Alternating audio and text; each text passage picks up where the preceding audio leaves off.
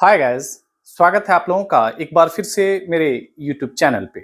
यहाँ पे आज हम लोग बिहार डीएलएड जो 2023 में इंट्रांस एग्जाम होने वाला है उसके सामाजिक विज्ञान यानी सोशल साइंस के कुछ क्वेश्चन आंसर को देखेंगे। जैसे कि हम लोगों ने पिछले वीडियो में देखा था भौगोलिक खोजें, हिस्ट्री से हमने शुरू किया है तो भौगोलिक खोजें हमने देखा है।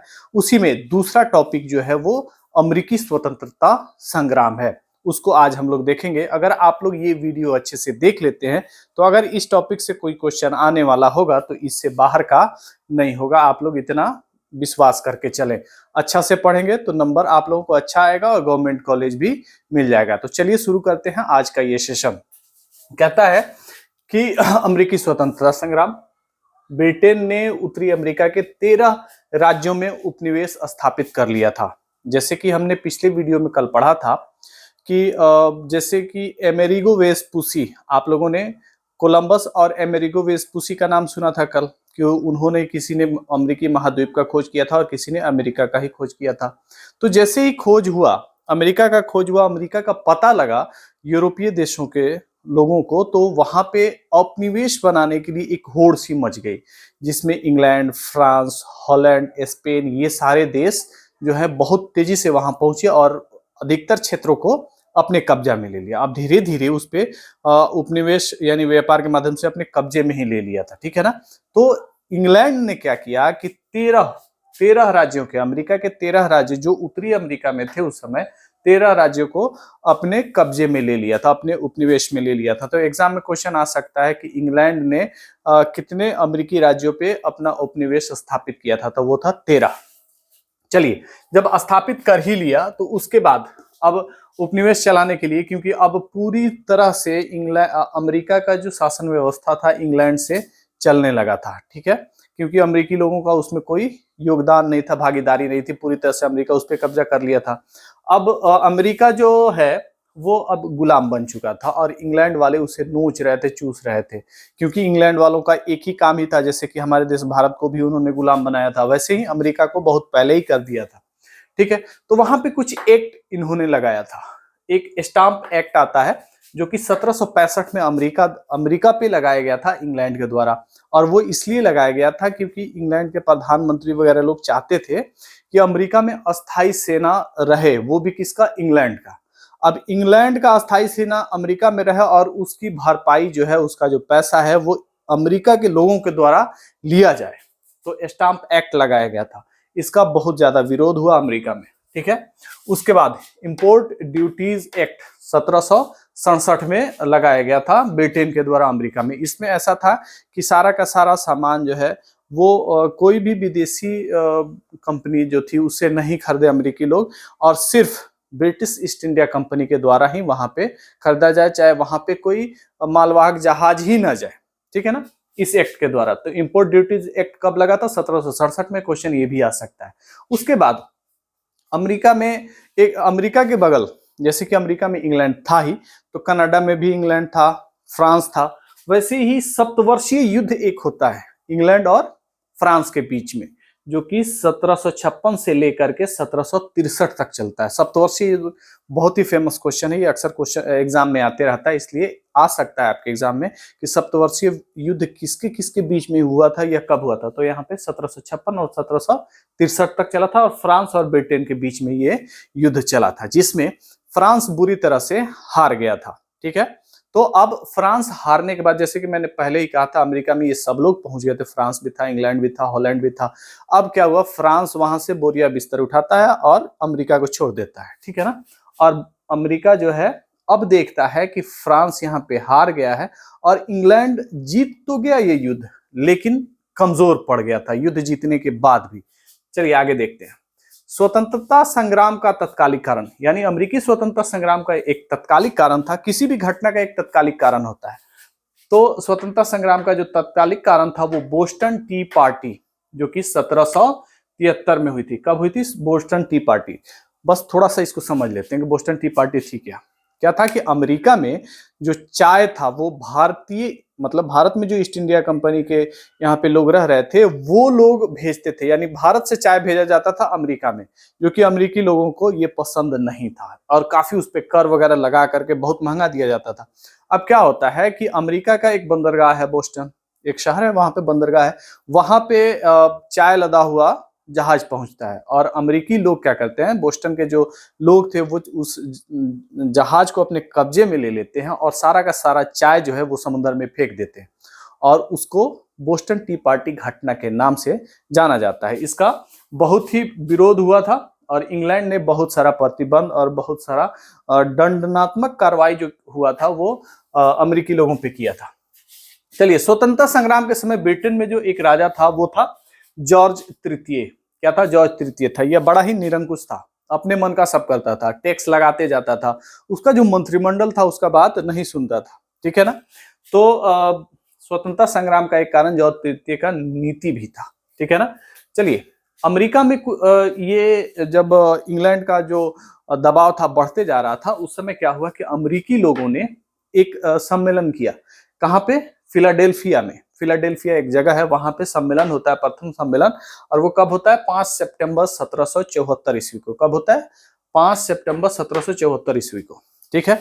उसमें क्या होता है कि अमेरिकी लोगों ने कहा कि आप हम पर से कर जो भी लगाए हुए हैं, यानी ब्रिटेन ने जो भी कर लगाया है अमेरिकी लोगों पे, उसको हटा दिया जाए और आगे न लगाया जाए, इसकी गारंटी दीजिए। अब क्या होता है कि इंग्लैंड ने तो उसे सीधे नकार दिया और इस घटना को, इस सम्मेलन को ये कहा कि यह विद्रोह है, अमेरिका वाले ब्रिटेन के खिलाफ विद्रोह कर रहे हैं और यह मान्य नहीं है। और अमेरिकी लोगों पे ब्रिटेन ने क्या किया कि दबाव बढ़ा दिया। ठीक है? उसके बाद क्या होता है कि 19 अप्रैल 1775 को स्वतंत्रता संग्राम वहां पे शुरू हो जाती है। कहां पे? अमेरिका में इंग्लैंड वालों के खिलाफ युद्ध शुरू हो जाता है। ठीक है ना? क्योंकि यहाँ पे जो प्रथम फिलाडेल्फिया का प्रथम सम्मेलन हुआ था उसमें इंग्लैंड वालों ने बहुत ज्यादती कर दी। ठीक है? उसके बाद 19 अप्रैल, क्वेश्चन आ सकता है, 19 अप्रैल 1775, इसको आप लोग याद रखिएगा। फिर क्या होता है? फिलाडेल्फिया में दूसरा सम्मेलन एक बार फिर हो जाता है। कब? जुलाई 1776 में। एक हुआ रहता है 74 में, दूसरा होता है 76 में। इस बार क्या होता है कि स्वतंत्रता की घोषणा कर दिया जाता है। अमेरिकी लोग अपने मिलते हैं और कहते हैं कि हम स्वतंत्र हो गए। ठीक है ना? और उसके साथ ही उन्होंने स्वतंत्रता संग्राम शुरू कर दिया था, लड़ाई शुरू कर दी थी। ठीक है ना? क्या हुआ कि स्वतंत्रता की घोषणा कर दी और 13 उपनिवेश, जैसे कि हम लोग शुरू में ही देखे थे कि अमेरिका के 13 उपनिवेशों को इसने कब्जा किया था। तो 13 उपनिवेशों ने, अमेरिका के जो थे, उन्होंने अपना सेनापति, अपने सेना का एक मुख्य चुना सेनापति, वो थे जॉर्ज वाशिंगटन। कौन थे? George Washington. जॉर्ज वाशिंगटन का नाम आप लोग सुने होंगे, आगे चल करके अमेरिका के पहले निर्वाचित राष्ट्रपति भी बनते हैं। तो जॉर्ज वाशिंगटन को सेनापति इन्होंने नियुक्त कर दिया। इस बीच क्या होता है कि अमेरिका का सहायता करने लगते हैं कौन? वो देश जिनको इंग्लैंड ने अमेरिका से भगाया रहता है, जिसमें फ्रांस है, हॉलैंड है, स्पेन आदि है। ठीक है ना? तो अब अमेरिका थोड़ा सा मजबूत हो जाता है क्योंकि फ्रांस का भी सहायता है, हॉलैंड और स्पेन का भी है। ठीक है, चलिए आगे बढ़ते हैं। ब्रिटेन का जो सेनापति था, जैसे कि अमेरिका का था जॉर्ज वाशिंगटन, वैसे ही ब्रिटेन का सेनापति जो था वो लॉर्ड कॉर्नवालिस था। कौन था? Lord Cornwallis. अगर आप लोग भारतीय हिस्ट्री को पढ़े होंगे तो इसका नाम बार बार सुने होंगे। ठीक है ना? तो वो 1781 में क्या होता है कि यहाँ पे तो शुरू हो जाता है 75 में ही, 76 से घमासान, 77 से घमासान चलता है। अभी अमेरिका, इंग्लैंड वाले 1781 में हार मान लेते हैं। कॉर्नवालिस जो था वो हार मान लेता है कि हम हार गए, अब युद्ध नहीं करना चाहते हैं। ठीक है ना? और उसके बाद कब हुआ था? 1781 में हार मान लेता है और 1783 में एक पेरिस की संधि होती है जिसमें अमेरिका को वो मुक्त कर देता है, यानी स्वतंत्र कर देता है इंग्लैंड। तो पेरिस संधि के साथ ही अमेरिका को इंग्लैंड ने भी मान लिया कि अमेरिका अब स्वतंत्र है। तो कब हुआ था पेरिस संधि? 1783 ईस्वी में। चलिए, हारा था कब? 1781 में। ब्रिटेन का सेनापति कौन था? Lord Cornwallis. वहां से हारने के बाद ये भारत आ जाता है और यहाँ पे भी उत्पात मचाते रहता है। ठीक है, चलिए आगे बढ़ते हैं। अमेरिका और कनाडा का सीमा काफी नजदीक है, लगा हुआ है। तो वहां पे एक नदी है मिसिसिपी, उसी से बांटा गया है। यह भी क्वेश्चन आ सकता है कि अमेरिका और कनाडा के बीच में कौन सी नदी है या किससे सीमा बांटा गया है। चलिए, यहाँ पे हम लोग 13 नंबर क्वेश्चन क्वेश्चन नहीं है, 13 उपनिवेशों ने मिलकर अमेरिका का निर्माण किया। जब पूरी तरह से स्वतंत्र कर दिया गया तो यह 13 उपनिवेश जो थे अब क्या करते हैं? अमेरिका का निर्माण करते हैं। उससे पहले अमेरिका था ही नहीं। ठीक है ना? उसके बाद क्या होता है कि अमेरिका में 1787 में संविधान बनने की जो प्रक्रिया है वो शुरू होती है, लगभग बन भी जाती है। ठीक है ना?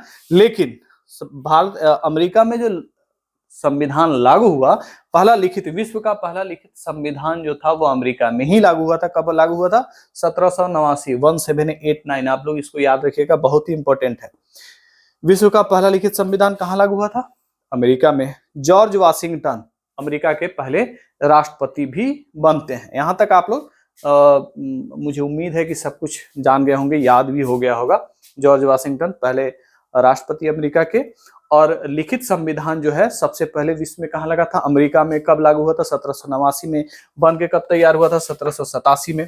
ठीक है ना, यहाँ तक आप लोग जान चुके होंगे। चलिए यहाँ पे हम लोग थोड़ा सा पॉइंट और देख लेते हैं कि पहला धर्मनिरपेक्ष राज्य भी बना था अमेरिका का। कह दिया जाएगा कि विश्व का पहला धर्मनिरपेक्ष राज्य कौन था? तो अमेरिका था। चलिए यहाँ पे पहला गणतंत्रात्मक शासन व्यवस्था भी अमेरिका में ही लागू हुई थी, और वहां पे एक शक्ति का पृथक्करण व्यवस्था लागू किया गया, जिसको मॉन्टेस्क्यू ने प्रतिपादित किया था। यह भी आप लोग याद रखिएगा, क्वेश्चन आ सकता है। जब चल रही थी फिलाडेल्फिया का दूसरा सम्मेलन चल रहा था उस समय, तो उसमें एक टॉमस जेफरसन थे, उन्होंने स्वतंत्रता की घोषणा तैयार की थी और उसमें पढ़ करके उन्होंने सुनाया था। ठीक है ना। यहाँ पे है लेसेस फेयर या मुक्त व्यापार का सिद्धांत, अमेरिका में जो लागू किया गया था, एडम स्मिथ ने दिया था। ठीक है। चलिए कुछ पॉइंट और है, बस थोड़ा देर और। प्रतिनिधित्व नहीं तो कर नहीं, क्या है? प्रतिनिधित्व नहीं तो कर नहीं, एक नारा दिया गया था। कब? यह जो था यहाँ पे फिलाडेल्फिया का प्रथम सम्मेलन जो हुआ था, कर हटाने के लिए बात कही गई थी, तो उसमें कहा गया था कि आप हमें प्रतिनिधित्व दीजिए तब कर लीजिए, नहीं तो नहीं मिलेगा। तो यह जो था सैमुअल एडम्स ने दिया था। क्वेश्चन ये आ सकता है।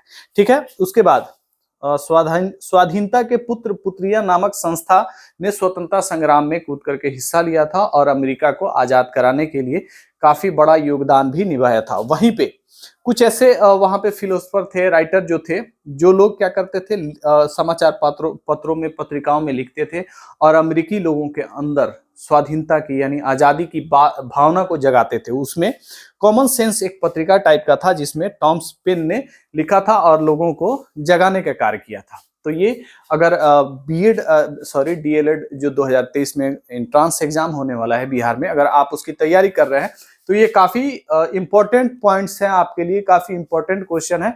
आप लोग इसको अच्छे से देखें और मुझे उम्मीद है कि आप लोगों को ये सारी चीजें समझ में आ गई होंगी। मिलते हैं हम लोग नेक्स्ट वीडियो में, तब तक के लिए बाय बाय, थैंक यू।